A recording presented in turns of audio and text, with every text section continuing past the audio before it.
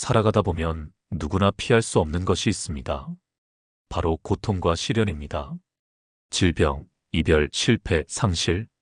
우리는 이런 어려움들을 마주할 때 본능적으로 도피하려 하거나 원망하거나 절망에 빠지곤 합니다. 하지만 2500년 전 한 왕자가 궁궐의 안락함을 버리고 진리를 찾아 나선 이유도 바로 이 고통 때문이었습니다. 그는 늙음과 병들, 죽음이라는 인생의 근본적인 고통을 목격하고 어떻게 하면 이 고통에서 벗어날 수 있을까? 라는 물음을 품게 되었죠. 그 왕자 시다르타는 6년간의 수행 끝에 부처가 되어 우리에게 놀라운 진리를 전해주었습니다.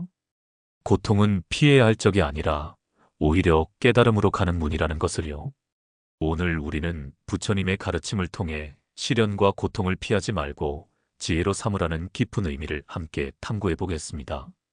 이런 깊은 가르침이 더 많은 분들에게 전해질 수 있도록 구독과 좋아요 버튼을 눌러주시면 감사하겠습니다. 여러분의 작은 실천이 지혜의 씨앗을 더 넓게 퍼뜨리는 보시가 될 것입니다. 부처님께서 깨달음을 얻으신 후 가장 먼저 설하신 것이 바로 사성제입니다. 고성제, 집성제, 멸성제, 도성제로 이루어진 이 가르침은 고통에 대한 완전한 이해의 틀을 제공합니다. 첫 번째 진리인 고성제는 인생은 고통이다라고 말합니다. 하지만 이것이 비관적인 선언이 아닙니다. 오히려 현실을 있는 그대로 받아들이는 용기 있는 출발점이죠. 부처님은 고통을 8가지로 분류하셨습니다. 생고, 노고, 병고, 사고 마이너스 태어나고, 늙고, 병들고, 죽는 고통. 그리고 애별리고, 원중회고, 구불듣고, 오온성고 마이너스 사랑하는 사람과 헤어지는 고통, 미워하는 사람과 만나야 하는 고통, 원하는 것을 얻지 못하는 고통, 그리고 존재 자체에서 오는 고통까지. 이 분류를 들으면 그럼 삶이 너무 절망적인 것 아닌가? 라고 생각할 수도 있습니다. 하지만 부처님의 의도는 절망을 주려는 것이 아니라 정확한 진단을 내리려는 것이었습니다. 의사가 병의 원인을 정확히 파악해야 치료할 수 있듯이 우리도 고통의 본질을 제대로 이해해야 그것을 지혜로 바꿀 수 있습니다. 중요한 것은 고통이 특별한 누군가만 겪는 것이 아니라는 점입니다. 부자든 가난한 자든 권력자든 일반인이든 모든 존재는 고통을 경험합니다. 심지어 부처님께서도 육신을 가지고 계실 때는 물리적 고통을 느끼셨습니다. 어떤 사람들은 나는 행복한데 왜 고통에 대해 생각해야 하나? 라고 말할 수도 있습니다. 하지만 지금 행복하다고 해서 고통이 영원히 오지 않는 것은 아닙니다. 무상함이 존재의 근본적 특성이기 때문에 모든 것은 변하고 사라집니다. 그 변화와 상실 속에서 고통이 발생하죠. 이런 고통의 보편성을 이해하면 2가지 변화가 일어납니다. 첫째, 자신만 불행하다는 고립감에서 벗어날 수 있습니다. 둘째, 다른 사람의 고통에 대해 더 깊은 공감과 자비심을 가질 수 있습니다. 두 번째 진리인 집성제는 고통의 원인을 밝혀줍니다. 부처님은 고통의 근본 원인을 가래 또는 탐욕이라고 하셨습니다. 하지만 여기서 말하는 가래는 단순히 물질적 욕심만을 의미하지 않습니다. 가래에는 3가지 형태가 있습니다. 첫째는 욕의 마이너스 감각적 쾌락에 대한 갈망입니다. 맛있는 음식, 아름다운 것들, 편안함 등을 끝없이 추구하는 마음이죠. 둘째는 유의 마이너스 존재에 대한 갈망입니다. 영원히 살고 싶어하고 자신의 존재를 확대하고 싶어하는 욕구입니다. 셋째는 무유의 마이너스 소멸에 대한 갈망입니다. 고통스러울 때 차라리 없어져 버렸으면 좋겠다고 생각하는 것도 일종의 가래입니다. 이 가래들이 어떻게 고통을 만들어낼까요? 우리가 무언가를 간절히 원하면 그것을 얻지 못했을 때 좌절감을 느낍니다. 설령 얻는다 하더라도 언젠가는 잃을까봐 불안해합니다. 그리고 실제로 잃게 되면 상실감에 빠지죠. 이것이 가래가 만들어내는 고통의 순환 구조입니다. 하지만 가래도 저절로 생기는 것이 아닙니다. 그 더 깊은 뿌리에는 무명, 즉 무지가 있습니다. 우리가 현실을 있는 그대로 보지 못하고 왜곡해서 인식하기 때문에 가래가 생겨나는 것입니다. 부처님은 12연기라는 가르침을 통해 이 과정을 자세히 설명해 주셨습니다. 무명에서 시작해서 행, 식, 명색, 유깁, 촉, 수, 회, 취, 유, 생, 노사에 이르는 12단계의 연쇄과정 말이죠. 간단히 말하면 이렇습니다. 무지 때문에 잘못된 행동을 하고 그로 인해 왜곡된 의식이 형성됩니다. 이 의식이 몸과 마음을 조건지어 감각기관을 통해 세상과 접촉하게 하고 그 접촉에서 느낌이 생깁니다. 좋은 느낌에는 가래가, 싫은 느낌에는 혐오가 생기고 이것이 집착으로 발전해 존재를 지속시키며 생로병사의 고통을 반복하게 만드는 것입니다. 현대 심리학의 관점에서 보면 이 가르침이 얼마나 정확한지 알 수 있습니다. 인지편향, 확증편향, 자기중심적 사고 등 현대 심리학이 밝혀낸 인간 마음의 메커니즘들이 부처님께서 2500년 전에 말씀하신 무명과 가래의 작동 방식과 놀랍도록 일치합니다. 예를 들어 우리는 자신에게 유리한 정보만 선택적으로 받아들이는 경향이 있습니다. 이것이 무명입니다. 그리고 자신의 자존심을 보호하고 더 많은 것을 소유하려는 욕구가 끊임없이 작동합니다. 이것이 가래죠. 사회적 미디어의 좋아요에 중독되는 현상도 마찬가지입니다. 인정받고 싶다는 가래가 있기 때문에 다른 사람의 반응에 일희일비하게 되고 그 반응이 기대에 못 미치면 고통스러워합니다. 세 번째 진리인 멸성제는 희망의 메시지입니다. 고통을 완전히 소멸시킬 수 있다는 것, 그것이 바로 열반이라는 깨달음의 경지입니다.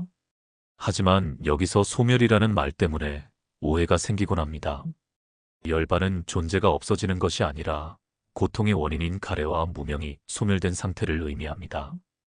가래가 없다는 것은 아무것도 원하지 않는다는 뜻이 아닙니다. 건전한 욕구와 병적인 가래를 구분할 줄 아는 것입니다. 배가 고프면 음식을 먹되 음식에 집착하지 않습니다.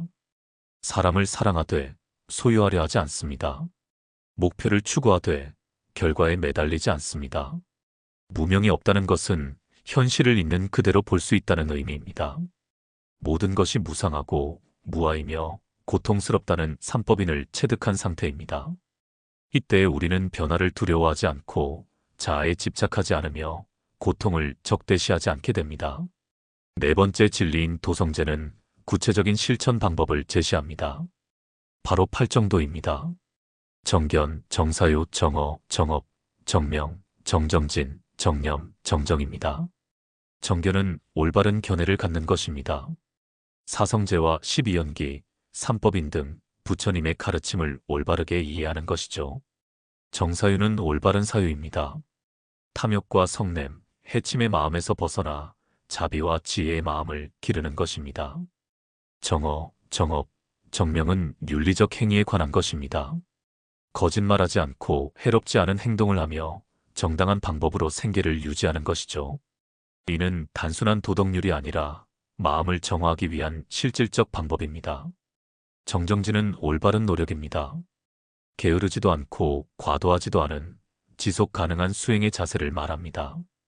정념은 올바른 마음 챙김입니다. 현재 순간에 깨어 있으면서 몸과 마음의 상태를 명확히 관찰하는 것이죠. 정정은 올바른 집중입니다. 산란한 마음을 모아 고요하고 맑은 상태로 만드는 것입니다. 이 8가지가 서로 보완하며 작용할 때 진정한 변화가 일어납니다. 8정도는 특별한 사람들만 실천할 수 있는 것이 아닙니다. 일상생활 속에서 누구나 실천할 수 있습니다. 예를 들어 직장에서 스트레스를 받을 때 정념을 실천할 수 있습니다. 지금 나는 화가 나고 있구나 라고 자신의 감정을 명확히 인식하는 것입니다. 그리고 이 화도 무상한 것이니 곧 사라질 것이다 라고 정견을 적용할 수 있습니다. 인간관계에서 갈등이 생겼을 때는 정사유를 실천합니다. 상대방도 나처럼 행복을 원하고 고통을 피하려는 존재구나 라고 생각하며 자비심을 기르는 것이죠. 병에 걸렸을 때는 이를 무상함을 깨닫는 기회로 삼을 수 있습니다. 건강할 때는 당연하게 여겼던 것들의 소중함을 느끼고 모든 존재가 같은 고통을 겪고 있다는 사실을 체감하게 됩니다. 불교에서는 역경을 선지식이라고도 합니다. 선지식은 좋은 스승을 의미하는데 고통과 시련이야말로 가장 훌륭한 스승이 될 수 있다는 뜻입니다. 왜 그럴까요? 순조로울 때는 우리가 얼마나 무상함과 무아를 간구하고 사는지 깨닫기 어렵습니다. 모든 것이 영원할 것처럼 착각하고 자신이 모든 것을 통제할 수 있다고 믿습니다. 하지만 큰 시련이 닥치면 이런 착각들이 한순간에 무너집니다. 실직을 당하면 일의 의미에 대해 다시 생각하게 됩니다. 사랑하는 사람을 잃으면 인생의 덧없음을 깊이 체감합니다. 질병을 앓으면 건강의 소중함과 몸의 한계를 깨닫습니다. 이런 경험들이 우리를 더 지혜롭게 만들어줍니다. 고통이 지혜로 변하는 과정에는 몇 가지 단계가 있습니다. 첫 번째는 저항 단계입니다. 처음에는 왜 하필 나에게? 라며 현실을 부정하려 합니다. 이는 자연스러운 반응이지만 여기에 머물러 있으면 고통만 가중될 뿐입니다. 두 번째는 수용 단계입니다. 이미 일어난 일이니 받아들이자고 마음을 바꾸는 것입니다. 하지만 단순한 체념이 아니라 지혜로운 수용이어야 합니다. 바꿀 수 없는 것은 받아들이되 바꿀 수 있는 부분은 적극적으로 변화를 시도하는 것이죠. 세 번째는 이해 단계입니다. 왜 이런 일이 일어났는지, 이를 통해 무엇을 배울 수 있는지 탐구합니다. 개인적 차원에서는 자신의 집착이나 무명을 발견할 수 있고, 보편적 차원에서는 인생의 근본 조건들을 깨달을 수 있습니다. 네 번째는 활용 단계입니다. 얻은 통찰을 실제 삶에 적용하고 다른 사람들에게도 도움이 되는 방향으로 사용합니다. 자신의 고통 경험이 다른 이들의 고통을 이해하고 도와주는 자원이 되는 것입니다. 시련을 겪으면서 가장 중요한 변화 중 하나는 자비심의 확장입니다. 자신이 고통을 겪어본 사람은 다른 사람의 고통을 더 깊이 이해할 수 있습니다. 이는 단순한 동정심을 넘어서는 지혜로운 자비입니다. 부처님께서도 성도하신 후 처음에는 이 깊은 진리를 다른 사람들에게 설명하기 어려워하셨다고 합니다. 하지만 범천의 권청을 받고 중생들의 고통을 생각하시며 45년간 설법을 하셨죠. 자신의 깨달음을 혼자만의 것으로 간직하지 않고 모든 존재들과 나누고자 하신 것입니다. 우리도 마찬가지입니다. 자신의 시련을 통해 얻은 지혜를 혼자만 간직할 것이 아니라 같은 어려움을 겪고 있는 사람들과 나누어야 합니다. 이때 고통은 개인적 불행이 아니라 보편적 연민의 근거가 됩니다. 고통을 지혜로 바꾸는 가장 실질적인 방법 중 하나가 마음챙김입니다. 마음챙김은 현재 일어나고 있는 경험을 있는 그대로 관찰하는 것입니다. 판단하지도 않고 회피하지도 않으며 그저 명확히 인식하는 것이죠. 고통스러운 상황에서 마음챙김을 실천하면 놀라운 일이 일어납니다. 먼저 고통 자체와 고통에 대한 우리의 반응을 구분할 수 있게 됩니다. 실제 고통보다 그에 대한 우리의 저항과 상상이 훨씬 큰 괴로움을 만들어낸다는 사실을 깨닫게 되죠. 예를 들어 두통이 있을 때 머리가 아프다는 것이 1차적 경험입니다. 하지만 여기에 언제까지 아플까? 혹시 큰 병은 아닐까? 중요한 일을 못하겠네와 같은 2차적 반응이 더해지면 고통이 배가 됩니다. 마음챙김은 이 둘을 분리해서 볼 수 있게 해줍니다. 부처님께서 가르쳐 주신 사념처 수행은 마음챙김의 구체적인 방법입니다. 몸, 느낌, 마음, 법에 대한 마음챙김이 그것입니다. 몸에 대한 마음챙김은 호흡, 자세, 동작, 신체 감각 등을 관찰하는 것입니다. 고통스러울 때 몸의 긴장 상태를 관찰하면 어디에 어떤 식으로 스트레스가 쌓이는지 알 수 있습니다. 느낌에 대한 마음챙김은 좋고, 싫고, 중성적인 느낌을 구분해서 관찰하는 것입니다. 우리는 보통 좋은 느낌을 붙잡으려 하고 나쁜 느낌을 밀어내려 합니다. 하지만 모든 느낌이 무상하다는 것을 관찰하면 집착에서 벗어날 수 있습니다. 마음에 대한 마음챙김은 욕심, 성냄, 어리석음 등의 마음 상태를 객관적으로 관찰하는 것입니다. 지금 화가 나고 있구나, 지금 불안하구나 라고 인식하는 것만으로도 그 감정에 휘둘리지 않게 됩니다.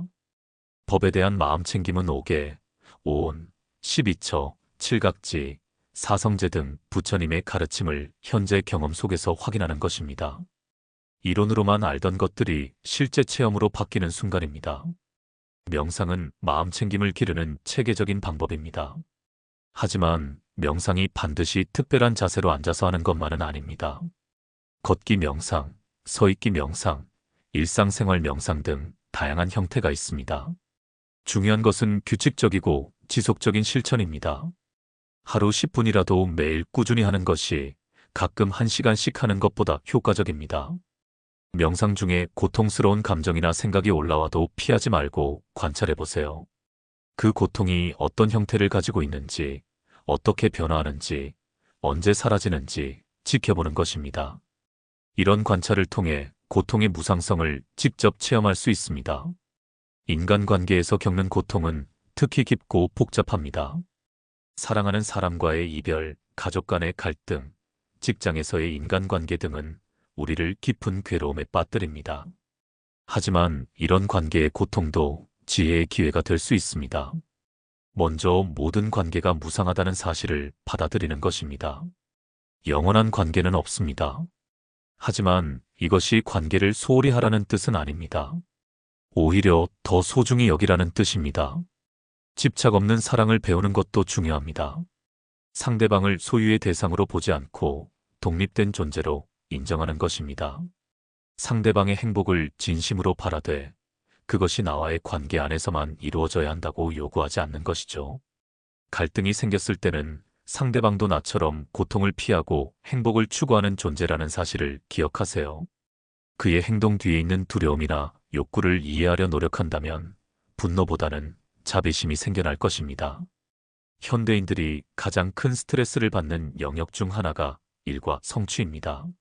승진, 성과, 인정 등에 대한 욕구가 끊임없는 고통을 만들어냅니다. 여기서도 불교의 지혜를 적용할 수 있습니다. 최선을 다하되 결과에 집착하지 않는 것입니다. 인도의 고전 바가바드 기타에서 말하는 카르마 요가와 같은 개념이죠. 행동의 의무는 다하되 그 결과에 대한 집착은 버리는 것입니다. 실패했을 때도 마찬가지입니다. 실패를 자아의 상처로 받아들이지 말고 배움의 기회로 삼으세요. 모든 성공과 실패는 무상합니다. 중요한 것은 그 과정에서 얼마나 성장했느냐 하는 것입니다.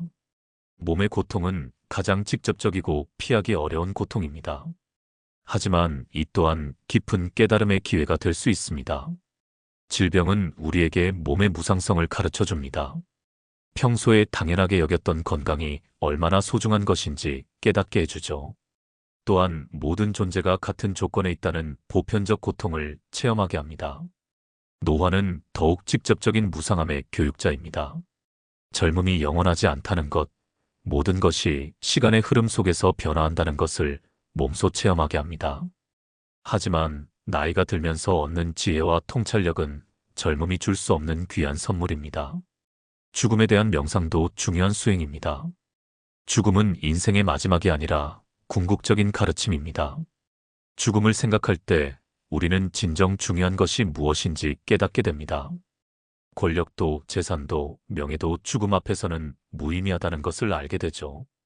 자신의 고통을 지혜로 바꾸는 과정에서 가장 아름다운 변화 중 하나는 자비심의 성장입니다. 고통을 겪어본 사람만이 다른 사람의 고통을 진정으로 이해할 수 있습니다. 부처님께서는 자비를 4가지 단계로 설명하셨습니다. 자, 비, 희, 사로 이루어진 사무량심입니다. 자는 중생이 행복하기를 바라는 마음이고 비는 중생의 고통이 사라지기를 바라는 마음입니다. 희는 중생의 기쁨을 함께 기뻐하는 마음이며 사는 모든 중생을 평등하게 보는 마음입니다. 이런 자비심은 하루아침에 생기는 것이 아닙니다. 자신의 아픔을 통해 서서히 익어가는 것입니다. 시련의 아픔을 겪은 사람이 같은 아픔을 겪는 친구를 더 깊이 위로할 수 있고 질병을 알아본 사람이 환자의 마음을 더 잘 이해할 수 있는 것처럼 말이죠. 불교에서 가장 기본적인 수행 중 하나가 보시입니다. 하지만 보시는 단순히 물질을 나누어 주는 것만을 의미하지 않습니다. 3가지 보시가 있습니다. 제시는 물질적인 도움을 주는 것입니다. 하지만 이때 중요한 것은 주는 마음가짐입니다. 우월감이나 자만심에서 주는 것이 아니라 진정한 자비심에서 우러나와야 합니다. 받는 사람을 연민의 대상으로 보는 것이 아니라 함께 고통받는 동반자로 보는 것이죠. 법시는 지혜와 가르침을 나누는 것입니다. 자신이 겪은 시련을 통해 얻은 통찰을 다른 사람들과 나누는 것도 법시입니다. 나도 이런 어려움을 겪었는데 이렇게 극복했어요 라고 경험을 나누는 것만으로도 큰 도움이 될 수 있습니다. 무해시는 두려움을 없애주는 것입니다. 고통 속에 있는 사람에게 따뜻한 관심을 보이고 그가 혼자가 아니라는 것을 느끼게 해주는 것입니다. 때로는 말보다도 함께 있어주는 것만으로도 충분한 무해시가 됩니다. 불교의 핵심 사상 중 하나는 연기법입니다. 모든 것이 서로 연결되어 있고 의존하고 있다는 가르침이죠. 이는 개인의 고통도 마찬가지입니다. 우리의 고통은 완전히 개별적인 것이 아닙니다. 사회적, 환경적, 역사적 조건들이 복합적으로 작용한 결과입니다. 따라서 개인적 해결책만으로는 근본적인 치유가 어렵습니다. 공동체적 접근이 필요한 이유입니다. 반대로 우리가 자신의 고통을 지혜로 바꾸는 과정도 다른 사람들에게 영향을 미칩니다. 한 사람의 각성이 주변 사람들에게 긍정적인 변화를 일으키고 그것이 점점 확산되어 나가는 것입니다. 이런 상호 의존성을 깨달으면 자신의 고통조차도 이기적으로 접근하지 않게 됩니다. 내 고통을 통해 무엇을 배울 수 있을까? 이 경험이 다른 사람들에게 어떤 도움이 될 수 있을까? 라고 생각하게 되는 것이죠. 현대 사회는 과거와는 다른 새로운 형태의 고통을 만들어내고 있습니다. 정보 과잉, 소셜미디어로 인한 비교의식, 끊임없는 경쟁 압박, 환경 파괴에 대한 불안 등이 그것입니다. 하지만 이런 현대적 고통들도 근본적으로는 부처님께서 말씀하신 고통의 범주를 벗어나지 않습니다. 가래와 무명에서 비롯된 것들이죠. 다만 그 표현 양상이 현대적일 뿐입니다. 소셜미디어에서 좋아요 수에 일희일비하는 것도 인정받고 싶다는 가래의 표현입니다. 끊임없이 새로운 정보를 추구하는 것도 어떤 완벽한 답을 찾으려는 무명의 발로입니다. 환경 파괴를 걱정하면서도 소비를 멈추지 못하는 것도 욕망과 현실 인식 사이의 괴리에서 오는 고통입니다. 현대인들에게 특히 필요한 것 중 하나가 디지털 디톡스입니다. 하지만 단순히 기기를 멀리하는 것이 아니라 그 이면에 있는 가래를 관찰하는 것이 중요합니다. 스마트폰을 무의식적으로 확인하는 행동을 마음챙김의 대상으로 삼아보세요. 지금 왜 핸드폰을 보려고 하는가? 무엇을 기대하고 있는가? 이 행동 뒤에 어떤 감정이 있는가? 를 관찰하는 것입니다. 온라인에서 다른 사람들과 비교하며 생기는 열등감도 마찬가지입니다.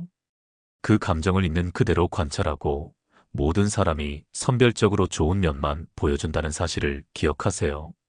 비교는 고통의 근원이며 각자의 삶은 각자만의 고유한 가치가 있다는 것을 깨달아야 합니다.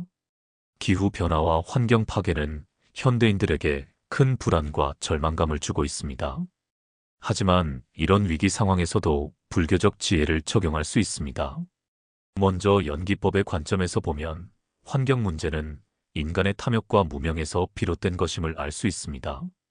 더 많이 소유하고 소비하려는 가래가 지구를 병들게 한 것이죠.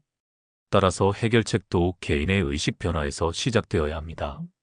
절제와 만족을 아는 삶, 즉 소욕지족의 삶을 실천하는 것이 개인적 차원의 해답입니다. 진정으로 필요한 것과 단순히 원하는 것을 구분하고 현재 가진 것에 감사하며 살아가는 것이죠. 또한 상호 의존성의 깨달음을 통해 모든 생명이 하나로 연결되어 있다는 사실을 체감할 수 있습니다. 인간만의 이익이 아니라 모든 존재의 복지를 고려하는 것, 이것이 진정한 자비심의 확장입니다. 현대 사회는 다양한 갈등으로 분열되어 있습니다.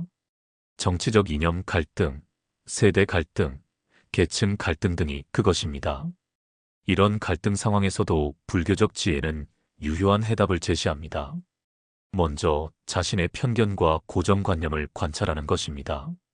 우리는 자신이 옳다고 생각하는 것에 집착하는 경향이 있습니다. 하지만 이런 견해, 집착도 일종의 가래입니다. 자신의 의견에 대한 애착을 내려놓고 상대방의 입장을 이해하려 노력해야 합니다. 상대방도 나처럼 행복을 추구하고 고통을 피하려는 존재라는 사실을 기억하세요. 그의 행동 뒤에는 나름의 합리적 이유와 감정이 있습니다. 그것을 이해한다고 해서 모든 것에 동의해야 한다는 뜻은 아니지만 적어도 적대감은 줄일 수 있습니다. 깨달음은 거창한 것이 아닙니다. 일상생활 속에서도 얼마든지 작은 깨달음의 순간들을 경험할 수 있습니다. 중요한 것은 그런 순간들을 알아차리는 마음의 준비입니다. 아침에 일어나서 창문으로 들어오는 햇살을 보며 오늘도 새로운 하루가 주어졌구나 라고 감사할 때 그것이 깨달음입니다. 지나가는 구름을 보며 모든 것의 무상함을 느낄 때, 길에서 마주친 강아지의 순수한 눈빛을 보며 조건 없는 사랑을 체감할 때 이 모든 순간들이 깨달음의 기회입니다. 고통스러운 상황에서도 마찬가지입니다. 화가 났을 때, 아, 지금 내가 화가 나고 있구나. 이 화도 곧 사라질 것이다라고 관찰할 수 있다면 그것이 바로 지혜입니다. 실패했을 때 이것도 배움의 기회다라고 받아들일 수 있다면 그것이 고통을 지혜로 바꾸는 순간입니다. 깊은 명상 상태에서 때로는 무념무상의 경지를 경험하기도 합니다. 생각도 감정도 없는 완전히 고요한 상태 말이죠. 하지만 이런 특별한 경험에 집착해서는 안 됩니다. 그것도 하나의 경험일 뿐이며 무상한 것이기 때문입니다. 진정한 깨달음은 특별한 상태에만 있는 것이 아닙니다. 일상의 모든 순간에서 지혜를 발휘할 수 있는 것, 고통스러운 상황에서도 평정심을 잃지 않는 것, 모든 존재에 대해 자비심을 갖는 것이 진정한 깨달음입니다. 부처님께서도 깨달음을 얻으신 후 45년간 중생들을 위해 설법하셨습니다. 자신만의 평안에 머물지 않고 그 지혜를 모든 존재들과 나누셨던 것이죠. 이것이 깨달음의 완성입니다. 우리가 고통을 통해 얻은 지혜는 혼자만 간직할 것이 아닙니다. 다음 세대에게, 주변 사람들에게 전해져야 합니다. 하지만 강요하지는 말아야 합니다. 억지로 가르치려 하지 말고 자신의 삶으로 보여주는 것이 가장 좋은 방법입니다. 진정으로 지혜로운 사람은 자신이 지혜롭다고 말하지 않습니다. 그저 조용히 자신의 길을 걸어갈 뿐입니다. 하지만 그런 사람 주변에는 자연스럽게 평화로운 기운이 흐르고 사람들이 위로를 받게 됩니다.